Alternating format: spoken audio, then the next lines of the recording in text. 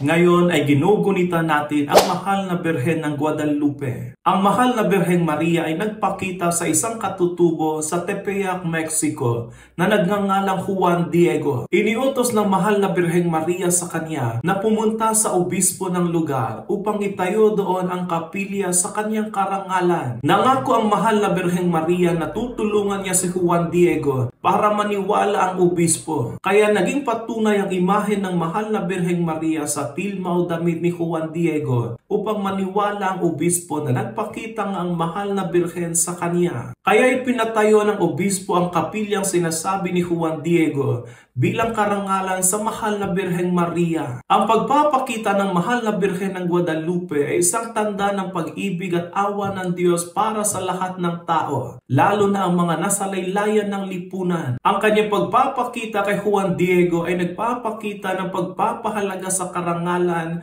at halaga ng bawat individual. Ipinapaalala niya na ang pagmamahal ng Diyos ay bukas para sa lahat at ang bawat isa ay may puwang sa kanyang puso. Hilingin natin ngayon sa mahal na Birhen ng Guadalupe na tulungan niya tayong laging manatiling mapagpakumbaba upang lagi tayong kalugdan ng Panginoon. Mahal na Birhen ng Guadalupe, ipanalangin mo kami.